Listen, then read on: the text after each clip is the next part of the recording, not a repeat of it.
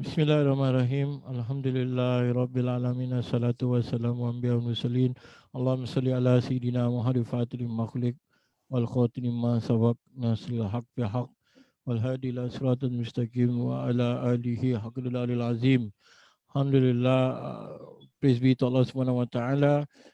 Now we are on a continuation of our program at the Sout Ilaahi Muslim Arts and Film Festival. And right now we have an interesting and I would say amazing young writer and poet from Singapore itself, mashallah. His name is Muhammad Khairool. Before I bring him in, I'd like to say a bit about his bio. Muhammad Khairool has written poetry and prose since his days in secondary school. He won the Golden Point Award for Poetry in 2009. In 2014, he received the inaugural ASEAN Young Writers Award for his short story. His first poetry compilation, titled Iftita, was published by Baitul Hikmah, Malaysia in early 2019. His Syair, a traditional Malay poetry form, Syair Asas Ugama, was also published by Baitul Hikmah last year. His forthcoming poetry compilation, Anak Waktu Belajar Diam, will be published by Unggun Creative Singapore soon. MashaAllah. Someone that I think we all should learn from. And without further ado, I'd like to welcome Brother Khairul Haq with us right now live. MashaAllah. Assalamualaikum, brother. Yo, what's up? Waalaikumsalam. Alhamdulillah.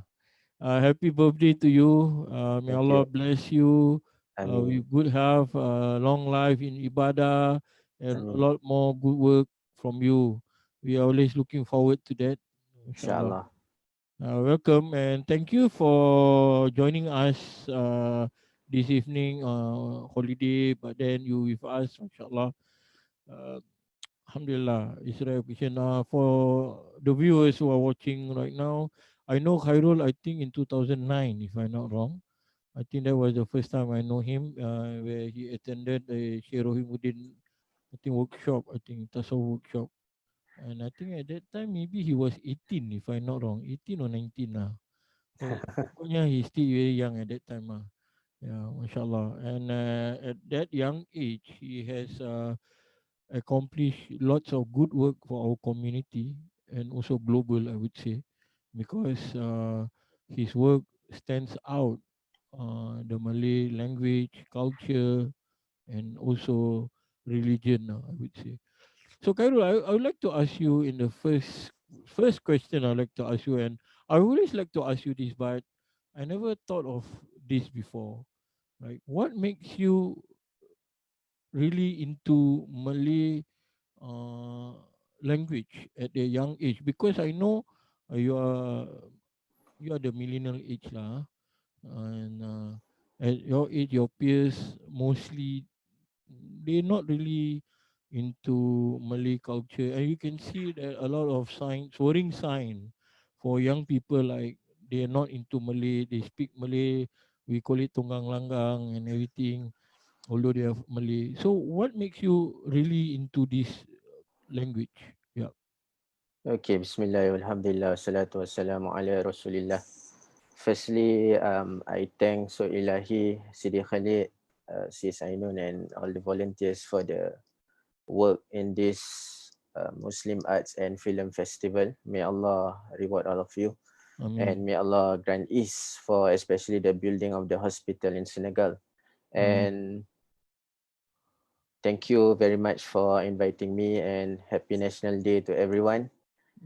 And so regarding your question, I think first is that everything is by the grace of Allah, and somehow Allah puts myself in situation whereby I meet teachers who affirm the need to the need to be strengthened in the Malay language.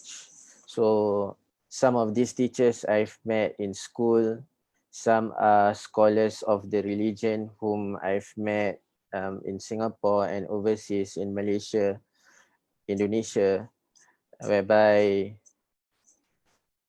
through them I realized that there is a need to connect and reconnect to our heritage, which is the Malay language, because Malay language is the language that Islam was spread. Islam was spread through this beautiful language, and so it is a language that contains a lot of treasures. And so apart from the usual stuff that usually writers go through, for example, most of the writers I've met, they start by reading a lot of writings, good writings in the language which inspires them. um, I feel that another part is that meeting teachers who really embody the language, embody the not just the technical aspect of the language, not just grammar, vocabulary, and linguistic features, but the philosophical aspect of the language, the, for example, the aspect of budi, the aspect of adab, and so on. So I think these are factors which somehow make me steep and deep into the language, to be possessed, if that is a word to describe it, to be possessed by the language and to be obsessed in uh, deepening knowledge about the language and spending time to work on the language through writings. Yeah. MashaAllah. I can see that when I first know you and I see your sentence semua macam MashaAllah.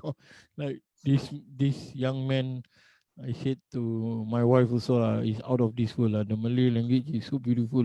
And do you remember that last time when I try main to write syair or what, then I sent to you, then you edited and all that. And that young age you can do that. I say, MashaAllah. Yeah, Alhamdulillah. and through that obsess and the passion that you had, right, you won at young age also. And we remember the newspaper cutting that you posted last time, and we shared that blessing. I was very happy for you because very rare to see that young people achieve such prestige at young age. You won Asian Young Writers Award and also Golden Point Award, correct? Yeah. Yeah. So, mashallah, you reach that at young age. You achieve that, right? Do you in a way through your obsessed, what you call it lah. So, do you think you had reached the pinnacle point in your journey as a writer and a poet? Okay. Firstly, I think that competitions are just part of the journey.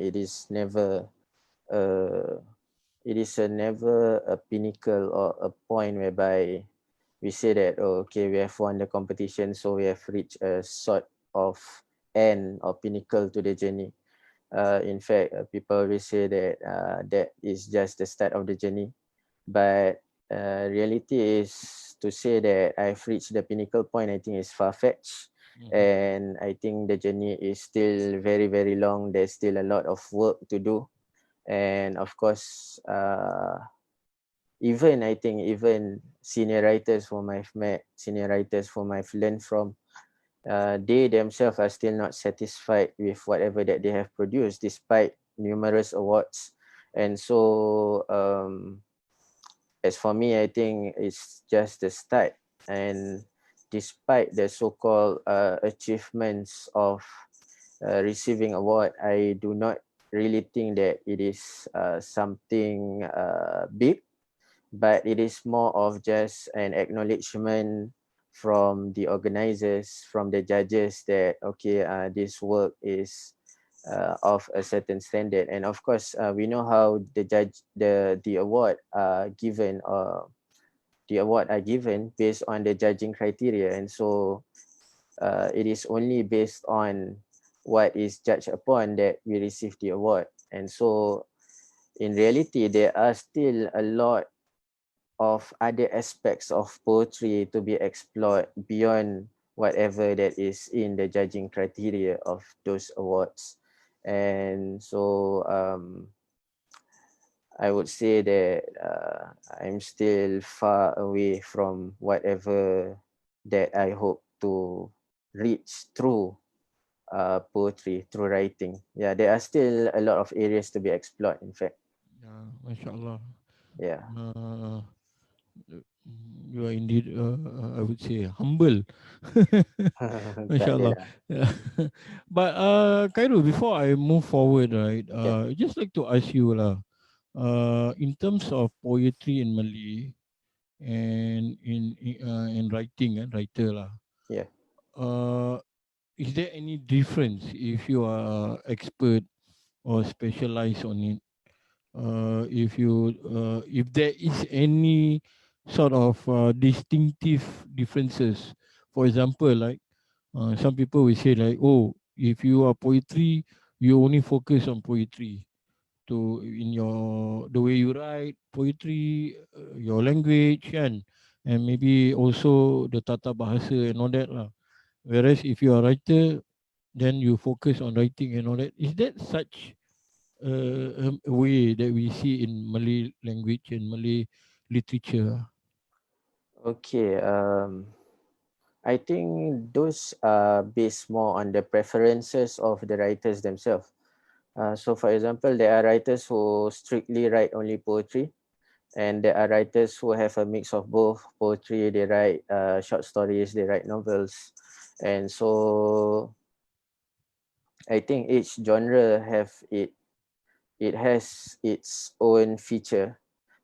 For example, poetry, it is more metaphorical, it is more uh, concise, whereas for novel it can be more intense, it has all the characterizations and more.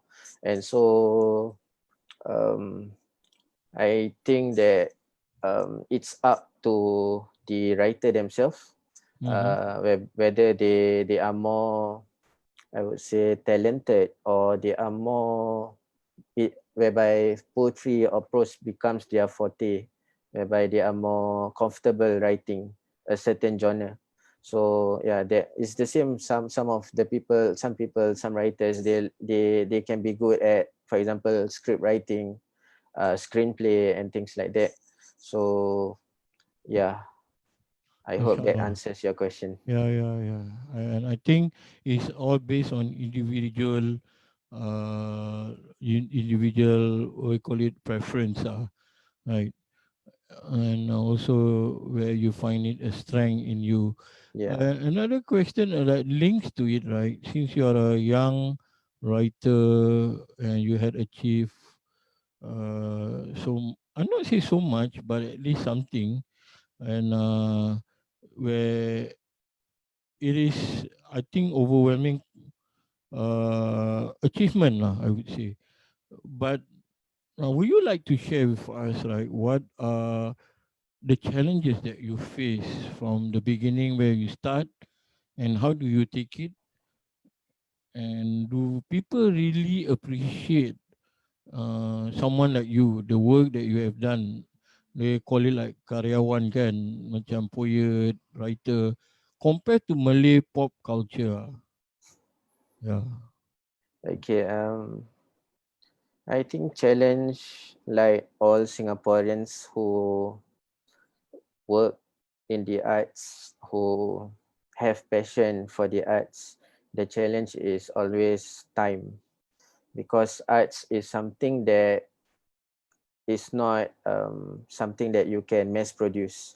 It is not something that you can just, codify things, use a template, or use some formulas and do a lot of it and multiply or replicate it. So the challenge is time, whereby I think from young we have the educational system that is heavy, and it places emphasis on other aspects of other skills and things like that. And at the same time, we also have work, career.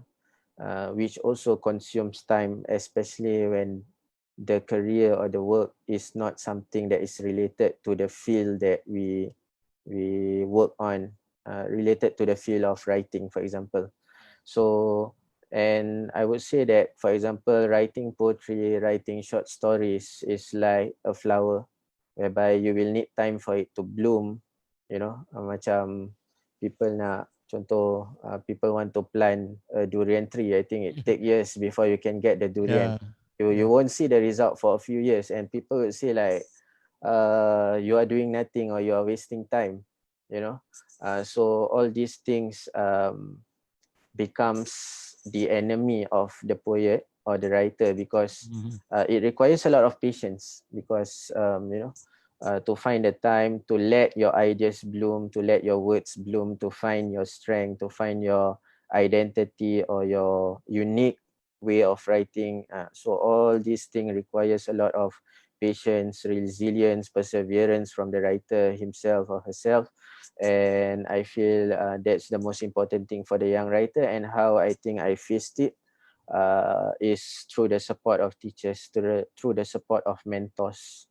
So I think it's important for young writers to be mentored by senior writers, to always study, to learn from those who have walked the path, especially in Singapore, whereby Malay writing is somehow, you can say, kita kata macam nyawa-nyawa ikan, macam dah Mhm. tercungap-cungap kan. Yeah. So you become alone because you don't really have a lot of people to talk to. And it's easy also to be amazed or to be macam syok sendirilah. You can be amazed by your own self, your own ideas, your own writings. And so it's important to get other perspectives, other inputs from someone who is better, and also to be grounded in What you do lah, focus yeah, lah. to be focused and things like Yeah. that. Yeah. Yeah, that's pretty interesting when you said macam you need a mentor and also you need to ensure that you tak syok sendiri, and you also mentioned about how time is against you. I mean, yeah lah, sometimes if you are not full time kan, especially you find it difficult macam bila ilham nak datang, bila nak tulis. Then sometimes you don't even look at it. But I'm really amazed and I admire your dedications from last time lah, where you're able to accomplish quite a number of things at young age, you know. And I realize like you have done a lot of good things, especially for our Malay local community, because when like what you're mentioning that macam the writing pun macam nyawa-nyawa ikan, like like is fading away, and you came out with two books.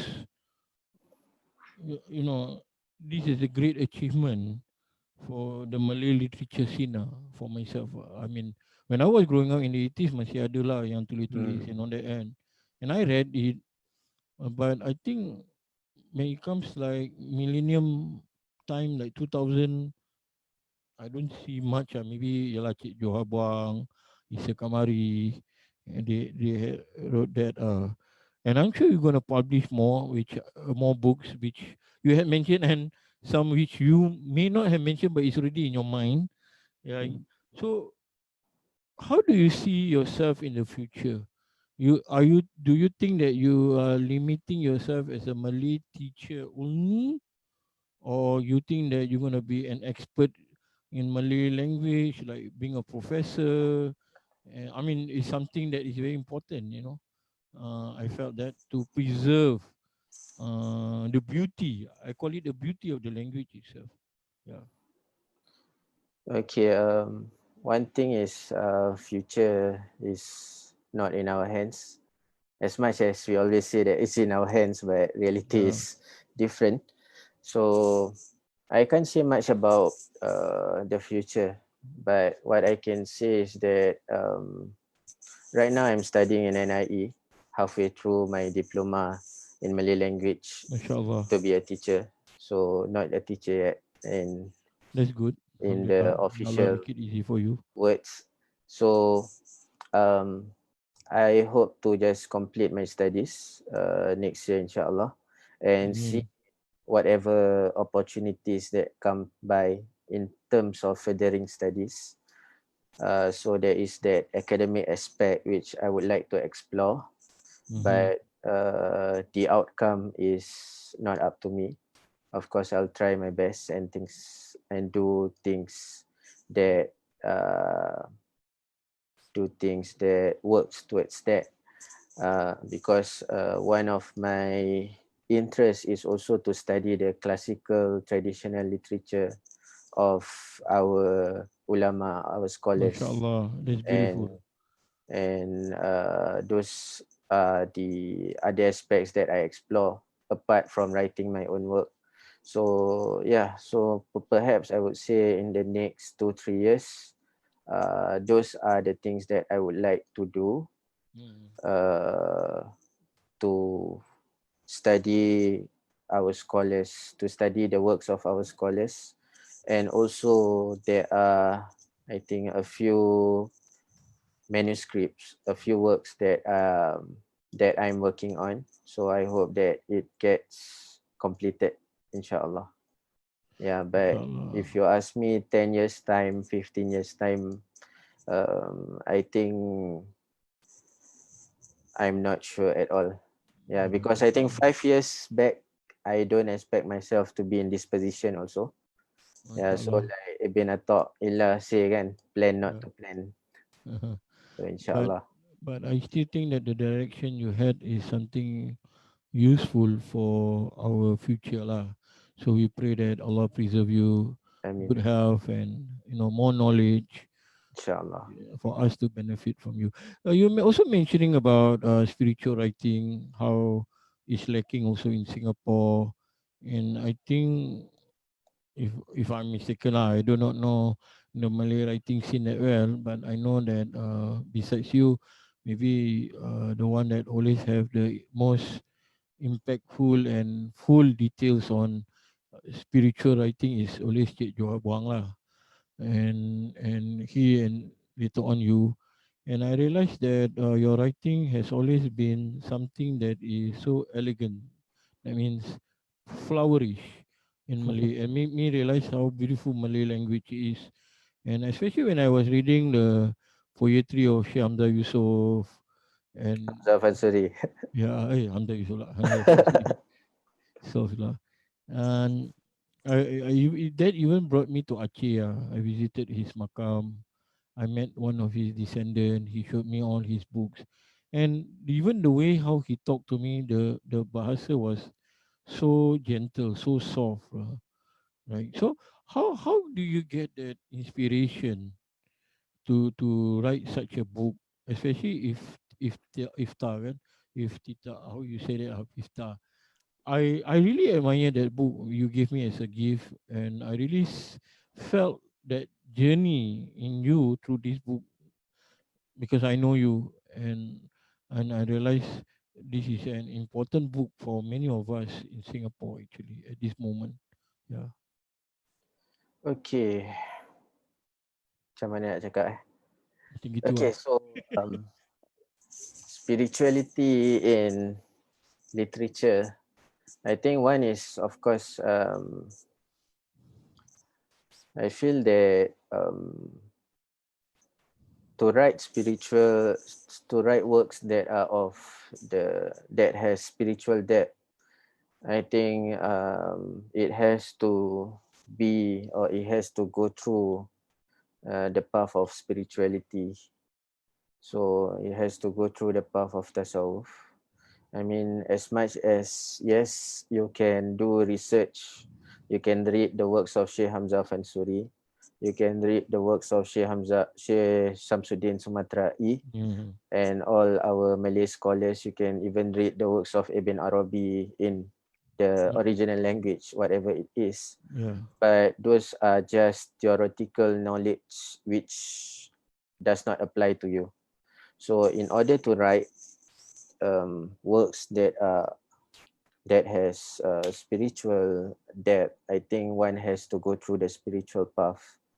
and I won't say that I'm a good student of the path. I'm still struggling with completing my daily wirid and all those stuff associated with being a murid. Mm-hmm. But somehow it has helped me in a way that it has transformed my writing to have a different color to it. So I think my works before 2009, my works before 2009 is very much different from my works that was after 2009 or 2010 onwards. Yeah. And I think that was the time where I've met Sheikh Rohimuddin. And if people listen to Sheikh Rohimuddin himself, he is a man of beautiful words.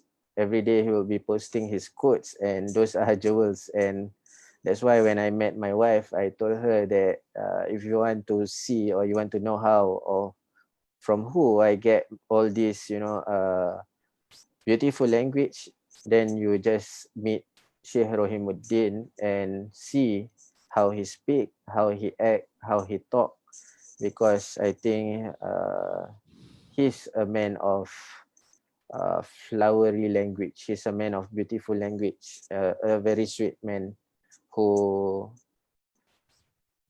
scolds uh, without macam sindir lah, kira bahasa yang cantik. He speaks in a very beautiful language even when he is scolding you. Mm. Yeah. We lack of that wisdom. Talking about that, right? Syekh Hamzah Fansuri, and you talking about Syekh Shamsuddin Sumatrani, and you also mentioned about your teacher like Syekh Rahimuddin Nawawi Banten. I felt that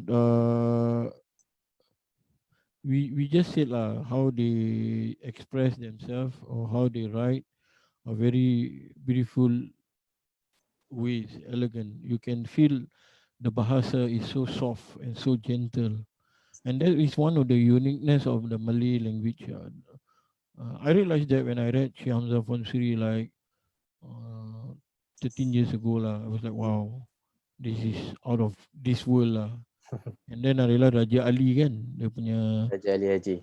uh, The Gurindam Jiwa. That one Gerindra also was 12. like, wow, menusuk kalbu lah, they said.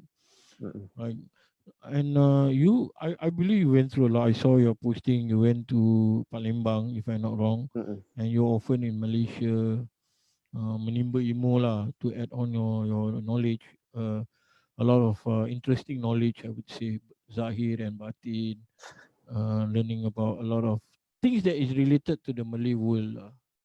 And I just wanted to ask you, since you are the right person to ask, although you are young at age, uh, do you think this is a loss?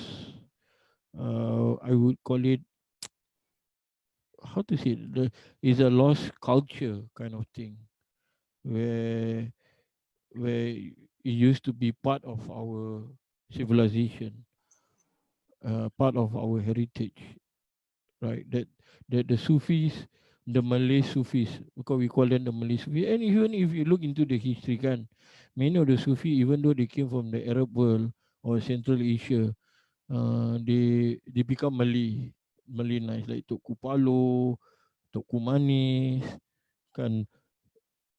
Do you think this is a lost heritage, not only for young people but as a whole? And uh, some people said it's the Western culture influence. But at the same time, in this social media age also, I realize people are more into pop culture, whether Malay or Western. So what's your view on it? I think pop culture, social media, or whatever that we call it, fast food culture, is, of course, it affects us. It takes more time to digest the works of Sheikh Hamzah Fansuri than the works of some celebrity asatiza who post some quotes online. I'm not saying that they are bad, but the thing is, the asatizas themselves, they were forced to go into social media in order to spread dakwah, because if not, nobody or people are not interested in Islam. People are not interested in slowly learning a kitab for few years, belajar toharah daripada awal and things like that. But people want something that is fast, something that is to them practical. So whereas, for example, to uncover the words of Syekh Hamzah Fansuri, Syekh Samsuddin Sumatrai, Raja Ali Haji, Tok Kupalo, Tok Pulau Manis, and all our scholars, it requires a lot of time, and also it requires tools of language to understand their works, and also not just tools of language, but for example, in order to read some of our scholars work, even Syekh Abdul Somad Palimbani and Mm-hmm. all those, we Yeah. require ilmu alat, we need to know logic, mantik, we need to have a bit of Arabic, although they are written in Jawi. Yeah. And so all this makes it much more difficult in a fast food age for people to access those works. And even I think in tasawwuf, people would like to have something that is short and quick. Whereas this journey of tasawwuf is a journey of transformation. It is the journey, kalau for example, our scholars, they say there are 100 maqamat to it, and there are 100 levels whereby we have to walk through slowly, whereby always our scholars say that we need to have patience and not to take shortcuts and things like that. But in this time, shortcuts are promoted as something to be taken. People want things that are fast and quick, and Yeah. it does not help. The works of our scholars requires time. I think Imam Ash-Shafi'i in Ta'lim Muta'alim it is always quoted, and Yeah. whereby in order to get knowledge, one of the syarat or one of the quality that needs is masa yang panjang. It needs a long time. So I think perhaps these are the things that are So lacking today. gradual process lah. Yeah, Macam from one point to another. And yeah, but the thing is that not many people realize the beauty of our language, Malay, is been elevated, I would say, through the Sufis, the wali-wali Sufis, and macam we mentioned already, Syekh Hamzah Fansuri, Syekh Abdul Samad Falimbangi, Syekh Samad Sumatrani, and also Tok Kupalo, mm, Tok Kenali. And one of the things that I realized that what I had seen now, we mentioned about social media. That is another aspect. But before even social media came, right, it's already macam dry, yeah, macam kering, kering kontang, tandusan. And only until you came that I saw macam, this is something else, which I'm very interested in. You know that. But what is the thing that you see for yourself in your limited experience as a writer that suddenly we don't have people who are interested in connecting with spiritual in their writings, in their poetry. Maybe some they try, but still not as how we thought it could be. It's mm. not as refined lah, the keyword. Yeah. So what is the issue that we face actually even before social media came in? I think that I think that if you're talking about tasawwuf, we cannot deny that tasawwuf has been tasawwuf that is being practiced here has been um, has been affected by a lot of cultural baggages, Mm-hmm. whereby it makes people think that tasawwuf is just a set of rituals, a set of Yeah. wirid, kan. Yeah. Tasawuf is karamah, wali-wali.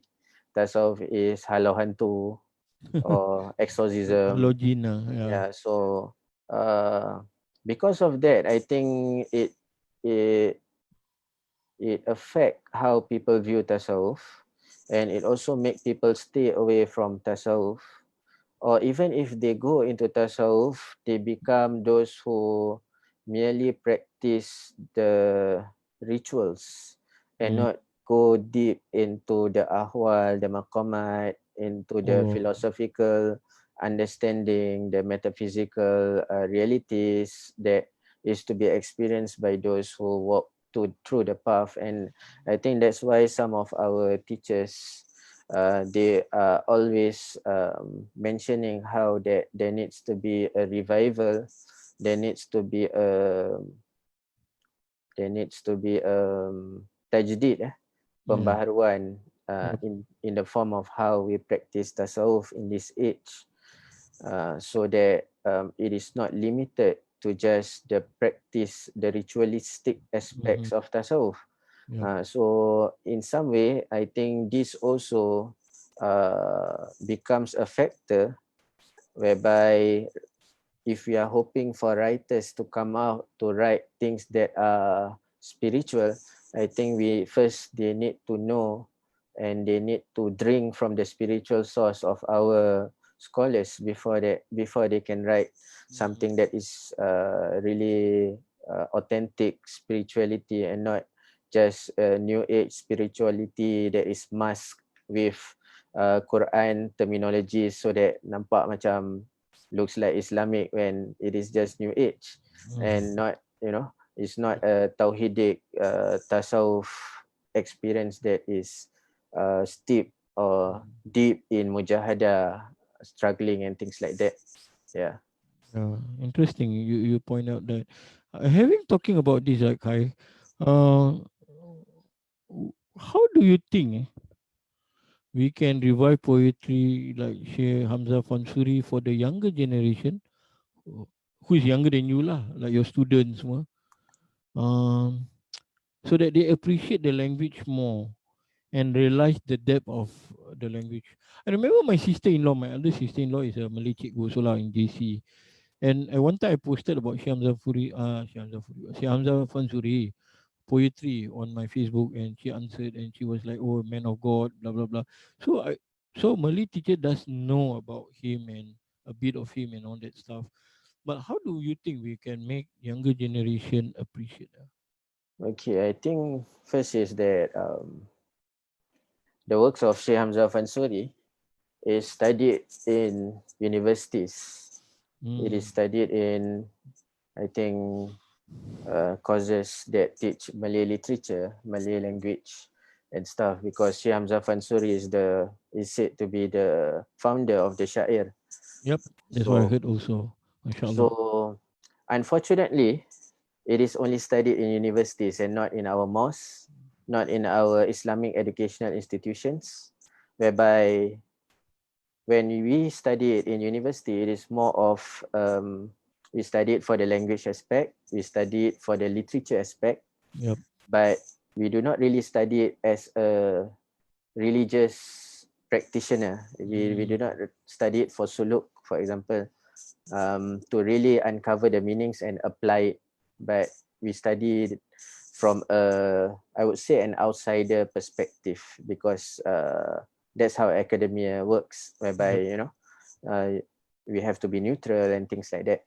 So I think in order for us to really revive and understand the works of Sheikh Hamzah Fansuri, it shouldn't come from the Malay teachers. It should come from the asatizas. Yes, the Malay teachers can always give the language aspect. We can talk Mm. about the metaphor. Contohnya, we can talk about burung pingai, what does burung means and things like that. Allah. We can talk about perahu, what is Allah. perahu and things like that. But for example, to uncover about A'yan Thabita, to uncover about Nur Muhammadiyah, Hakikat Muhammadiyah, it cannot come from the Malay teachers. It has to come from our asatiza, who are more qualified to speak about it. But the thing is there, the question is there a climate and environment that promotes this kind of discourses within Mm, the Islamic educational system that we have here? uh, and that is the factor that we have to think about. And also another factor is in terms of the ability to understand, in the ability, for example, if we study Islamic works, fiqh works, Arabic works, we always say that nahu nak kena betul kan, nahu yeah, nak kena yeah. bagus, we need to know ilmu nahu, nak kena tahu i'rab perkataan so that Yep. we do not read the words wrongly. We need to know the terminologies of the writer. I think same for Sheikh Hamzah Fansuri. Unfortunately, I think the level of our Malay language that we have is quite, I would is it is not like the past anymore. You know, Mm, students now use English as the main language that they speak at home even. So it is difficult for them to really appreciate something that has a very high and sophisticated language that is not accessible by them, mm, because even the normal bahasa Melayu they are already struggling.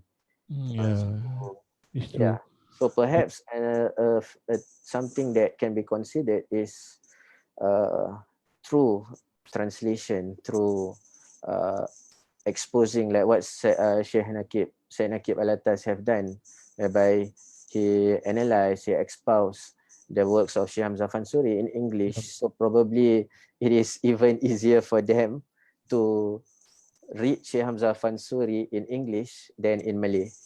Yeah, I Mm, think those are just some ideas, but I think to really revive or to really expose our generation to Sheikh Hamzah, it requires a more proper study and strategies. Yeah. inshallah, we hope you can take the lead, and maybe who knows, Astaghfirullah. Allah open it up.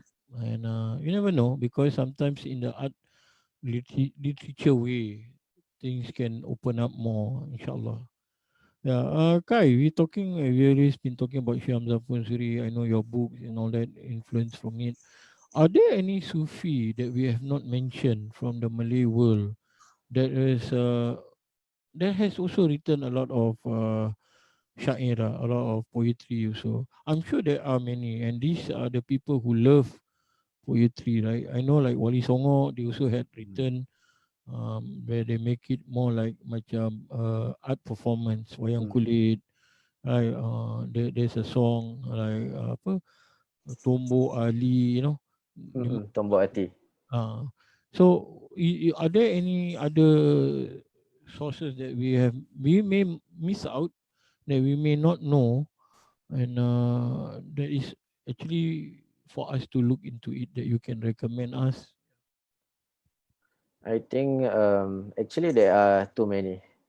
Uh, There are too share je lah. many. Apart from macam Syekh Hamzah Fansuri, we have his student Syekh Samsuddin Sumatrai, and Mm, even Syekh Hamzah Fansuri. I think that there are a lot of unexplored areas. I mean, people only know Syekh Hamzah Fansuri, syair perahu, syair burung mm, pingai, yeah. but there are a lot more syair that he wrote. There are also his prose works, Mm, his writings, his kitab, and then there are his students, Sheikh Samsuddin, who write more prose.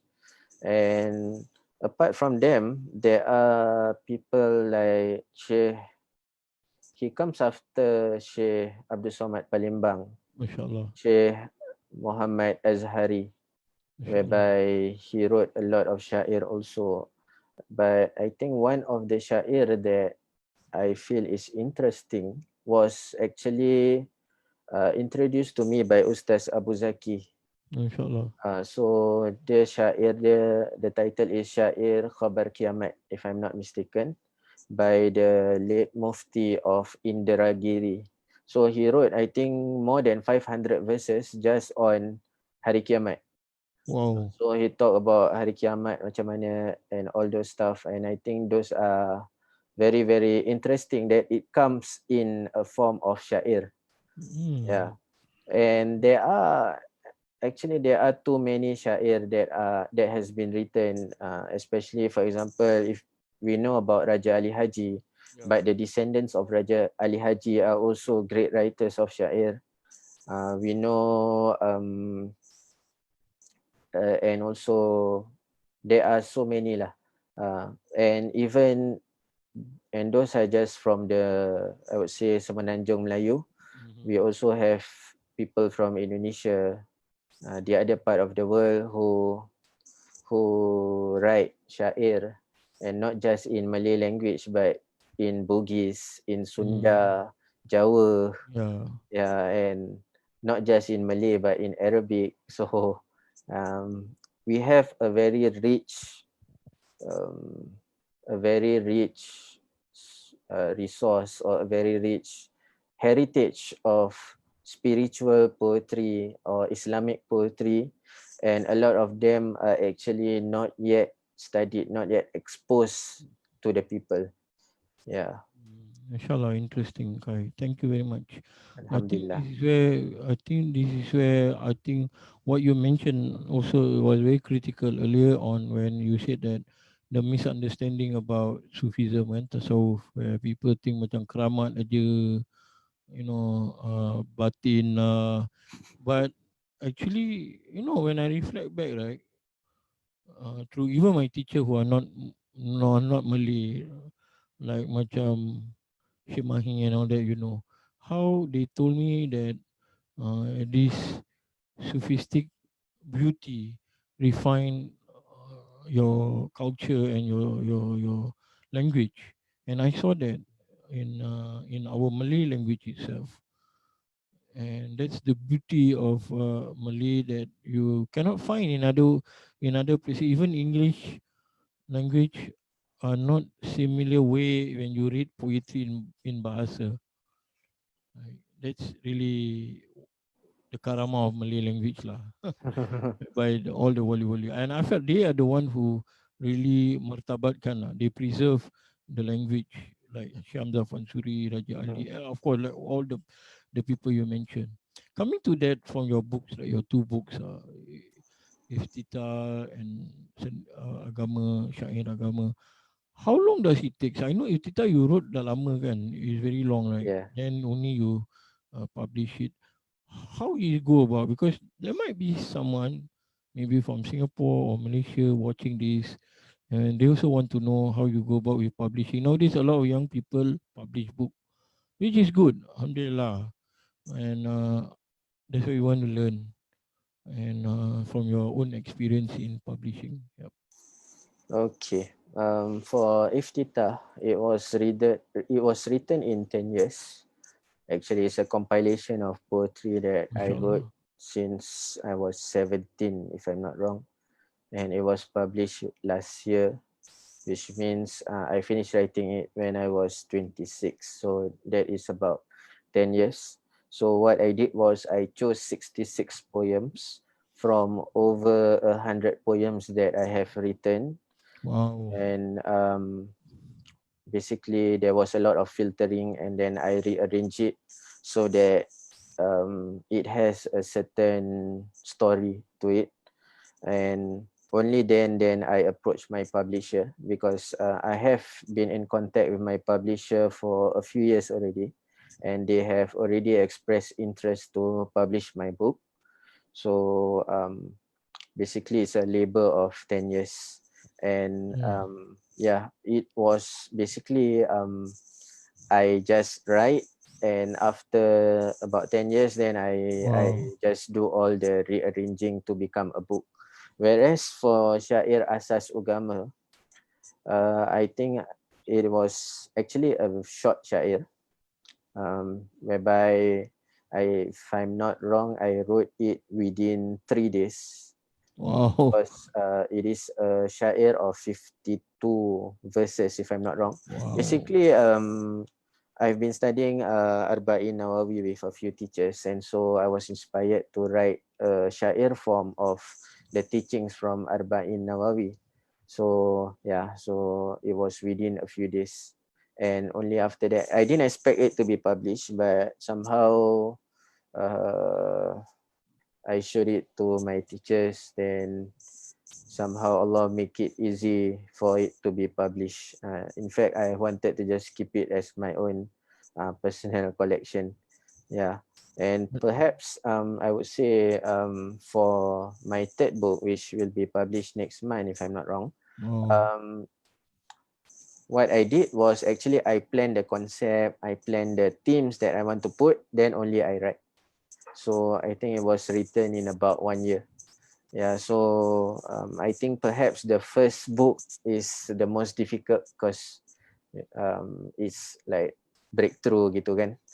Yeah, so perhaps that explains why it is long, and also that long time also shows, or it is also it also shows lah the journey that has to be taken to publish that book. Yeah. interesting. Take 10 years. No wonder you dah kilat. Tak adalah Masya-Allah. kilat sangat. Even after 10 years, You bila see, when like I what read, you were I mentioning just still now, like think, the process, the journey. Subhanallah. I think it's amazing when you look back, the mercy you witness from yeah. Allah and the patience. And that's why like Cikgu Yusno F was telling me like orang dulu diorang buat sesuatu dengan ikhlas. Macam mana susah pun ikhlas. Sebab itu apa yang mereka lakukan tu perlu masa. Dan walaupun panjang tetapi hasilnya berpanjangan juga. It Masya means Allah. that it means that he said that the sustainability, if you're doing it sincerity, for those who don't understand Malay, I just trying lah to translate it. Not good. He said like if you're doing things in a sincere way, Cikgu Yusno said, then it takes time, maybe longer than what you expect, but the work from it itself is a blessing because the barakah itself, of the work longing, I mean, stretching its time, maybe until the day you die, or even your grandchildren and all that. We saw the work of all the scholars, kan? Yeah. So, but Kai, are you saying about the breakthrough? You saying about the first thing you do? Of course, everybody wants macam a bit perfect lah. They want to be like macam okay, must be a bit good, a bit maybe better. But how was the response like? And usually, if there is critique on your work, on your writing, on your poetry, how do you respond to it? It's very important for young people and even for myself to learn from you on this. Yeah. Okay. Mm.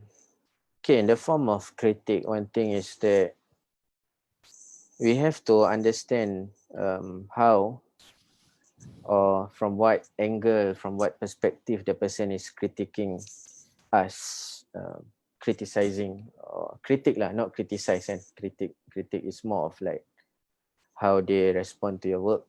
Mm-hmm. So you have to, for example, a lot of iftitah has technical language of tasawwuf. For example, there is the word tajalli, there is the word Mm. of, even iftitah itself is a word, walau even though we use it doa iftitah, but it is not something that is often used in Yeah. our language. So we have to understand that not everyone can appreciate that. Yeah. And also in the form of critique, for example, critique in the form of how we write, the metaphors that we use, the language that we use, the grammar aspect of our work. When faced with that critique, I think I'm quite open. I accept them. For example, if my work use the wrong conjunction, then I accept that it is the wrong conjunction laid by Dewan Bahasa dan Pustaka. And especially being a Malay teacher, it is my duty to write according to the most correct rules of grammar. And Mm. so I accept that, and I do not like to use like, oh, this is poetic license and all that. But it is what it is. We have made the mistake and we correct it. In fact, from my first, there were two prints of my book, the Mm-hmm. first edition and the second one. And for the second one, I made quite a number of corrections in terms of language, because I wrote it for, like I said, I wrote it for 10 years, from Yeah. 17 years old, 18, 19, and those are times whereby I was in Polytechnic studying IT, very not studying bahasa, not studying grammar. So sometimes we missed out on things. So we just accept. And also we have to accept that in the form of poetry, in the form of the language, the symbolism that we use, there is always ways that there is always ways to improve. Yeah, and so I realized that we have to accept lah. It is still a long way, Mm-hmm. and we should be open to people criticizing, and we accept it. And in fact, in my other works, I've made improvements and use those criticism to hopefully make and produce better works. Yeah. What was the response, then, Kai, on the Iftita? Respond. Alhamdulillah. I think the most positive response comes from those who are very much into tasawwuf. So I think it's interesting, like some of our friends who do not actually read Malay, but because bunyi iftita bunyi macam sufi-sufi gitu, cover pun macam sufi-sufi, so they become interested and read it, and they like it. So I feel it is quite it is something that it is a small win for me, because you get to make someone who do not usually read Malay, and even now they are reading Malay poetry. Yeah, and MashaAllah. they gain benefit from it. It is not just, oh, I'm buying because Khairul is my friend, but I'm buying because I see some worth in it, and after I've read it, I managed to get some things which, in fact, for some of them, they say that it gives them perspective, new perspective towards the path and things like that.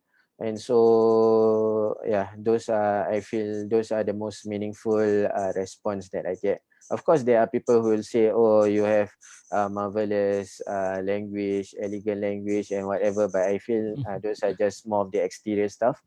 But yeah, more importantly is people are able to tap on the meanings that we try to share. Yeah. Interesting, mashallah. And this is where people who look deeply into themselves and they are able to carry out the light, inshallah. As a writer, right? You were saying that not everybody can be a full-time writer and juggling, right? So a lot of people may want to try to be like you, for example, poet, writer. Ni bukan syuk sendiri lah, memang ada matlamat lah, Betul. ada cita-cita lah, ambition Yeah. lah. But ambition is always macam they don't see the sacrifice that you make. So is it possible if someone is not good in writing or even in poetry in Malay, syair ke, pantun ke, apa ke, uh, can they be able to be better and achieve like what you had achieved through your struggle? Okay, I think we always try to promote the growth mindset, and Yeah. whereby it is not about your talent, but it is about how hard you are willing to work. And I agree with that, whereby I feel that I don't think that I am myself someone who actually naturally can write well in Malay, especially poetry. In fact, poetry isn't the genre that I started with. I started with short stories, because I feel short stories is more like composition kan. So, but somehow um, the things that needed to be done, like reading, a lot of reading, a lot of analyzing, a lot of studying. In fact, some of our teachers recommend that we read the dictionary, to learn words. We read books that are deep into language, books that are deep into the nature of humans, psychology, and things like that. And so those are the things that I feel that is able to help someone to write good poetry. And in fact, good poetry is not just about the language aspect, but it is about how you are, because you are the reflection of your works. And I think that more importantly is your own journey as a human being, rather than focusing on your own journey as a writer or your own journey as a practitioner of the language. Yeah, so it is not just about the technical aspect, because the technical aspect, I think that you can learn it. You can slowly get through, slowly learn bahasa Melayu sampai, you become an expert or whatever you call it. But more importantly is your growth as a human being, because especially for poetry, it is a very vivid, a very clear reflection of yourself. Yeah. Allah, so beautifully explained by you. Okay, before I end, we already 1 hour, mashallah. Tak terfikir pun 1 hour. I mean, didn't feel like it was that long. It's a beautiful discussion with you. Alhamdulillah. Before we end, I just like to, I never asked you before lah, but I think now is the good time to ask also. Macam, what is the difference between syair, puisi and pantun in Malay terms lah? Yeah. Okay, ni benda teknikal lah. Okay, so basically, puisi is the translation for poem. So puisi is the umbrella for all the poetry forms. Okay, then we have puisi baharu, or we call it modern poetry, dan puisi lama, or we call it traditional poetry. So under traditional poetry, we have things like pantun. So for example, pantun, there is pembayang dan maksud. Whereby contoh yang kurik kundi, yang merah saga, yang indah, yang baik budi, yang indah bahasa, that is a pantun. Then we also have syair. Syair is like the syair of syair perahu. Then we also have syair perahu, because for syair it is not, tak ada pembayang, semuanya maksud, everything, and it comes in 4 lines each verse. Then we also have things like gurindam, 2 baris saja. Then we have other forms of traditional Malay poetry. Then we have the new form of Malay poetry. We call it puisi modern, modern poetry, which is actually free verse, macam sajak lah. We call it sajak.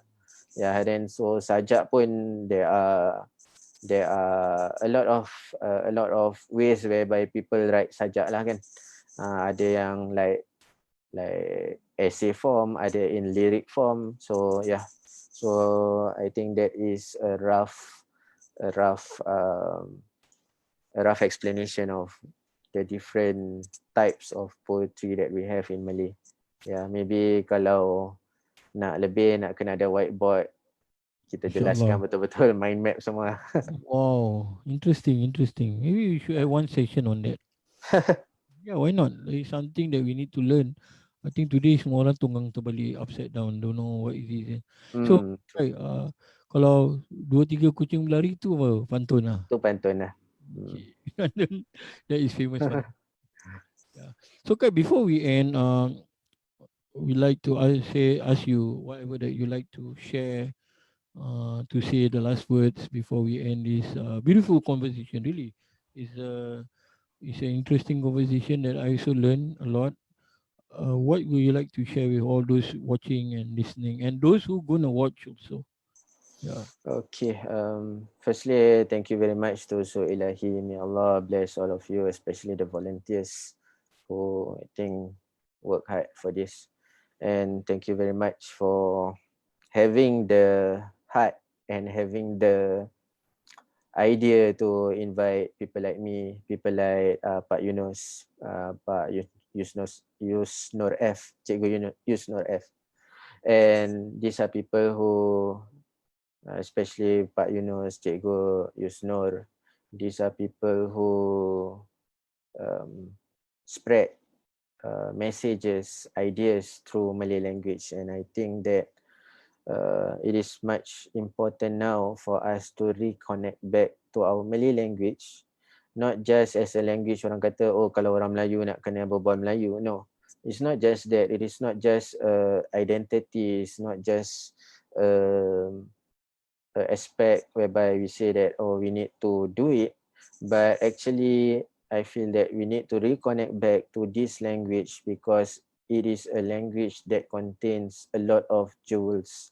It is a language that teach us budi, adab dan sebagainya, and it is a very rich language that even before the time of Islam.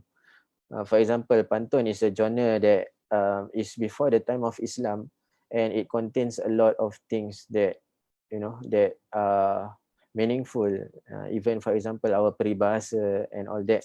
So this is my hope that as someone who writes Malay, it is not just you read Malay for the sake of reading it, but in fact, we read Malay, we read the works of our scholars because there is a lot of benefit to it. In fact, it is one way whereby we can reconnect ourselves back to Allah, inshallah. I think just for example, I've always mentioned it to people whereby, for example, in Malay, we have our Akidah works, Sifat 20 kan.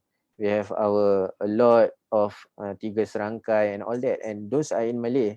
Whereby in English, kalau for example we want to translate the sifat kidam, kan, kalau Melayu we have kidam bermaksud sedia, but in English there is no one definite terminology that is accepted by all the scholars of English language in how they want to translate it. Whereas in Malay, it is a language whereby for hundreds of years, our scholars have taught the Sifat 20 in Malay and teach us Akidah in Malay, Taharah in Malay, everything in Malay. And I feel that it is much more important when we are people who have access to Malay to make use of it to intensify and deepen our experience with Islam, inshallah. MashaAllah, profoundly beautiful said by our young Karyawan. May Allah preserve him. Alhamdulillah. Thank you once again for coming, Kai. And we say goodbye to you. And Okay, thank you very much. certainly we look forward to work with you again Inshallah. in different aspect of project ke apa, you know. Inshallah. Take care. May Allah protect you and preserve you. Amin. See you. Assalamualaikum. Okay. Waalaikumsalam. Alhamdulillah, that was the beautiful interview and discussion with our Karyawan, young Karyawan, Khairool Haque, Muhammad Khairool Haque, and he had written 2 books published already, and it's available at Walda Books in Singapore. You should check it out. It's very good. Iftitar and Sendi Agama is very good and refreshing for us today, inshallah. So before I close this session, just like to inform you about we are having the T-shirt for this Muslim Art and Film Festival at various sizes from S, M, L, right? And we hope that you can support us. It's only $25. You can go to our Facebook or IG to make an order. So the money will go to all the honorarium and all that courses that incurred courses that we are doing at this festival. And another thing that I would like to inform you is the hospital project that we have been doing for 3 years, right, intensively. And this is what the festival also about, to create awareness on the hospital. So if you like to donate at any amount you want, you can contribute at any amount on this hospital at Senegal, which is the West Africa, and you know they need your support because they are in a stricken poverty area, and you are contributing and benefiting 1,000 lives in the future, inshallah. Right. So if you like to contribute at any amount, this is the link that you're seeing on your computer screen or phone, bit.ly/Senegal Hospital, right? So we are looking forward to your contribution if you can, and or you spread the news about this hospital to whoever that you know, right? May Allah bless you, may Allah preserve you, and keep a lookout for the upcoming programs. We have a long day here. We have So many different programs to benefit you on this long weekend holiday. And with this, I said, Assalamualaikum warahmatullahi wabarakatuh. May Allah preserve you and your family and your loved ones. And may Allah protect you, all of you. Assalamualaikum warahmatullahi wabarakatuh.